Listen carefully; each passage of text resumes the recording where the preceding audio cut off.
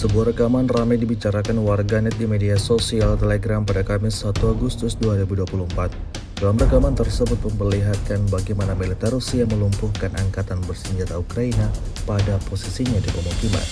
Pasukan Moskow terus melancarkan tembakan terarah ke musuhnya sebagai upaya mengusir mereka lalu meninggalkan posisinya. Di arah ini, militer Rusia berniat untuk merebut wilayah pertahanan Ukraina.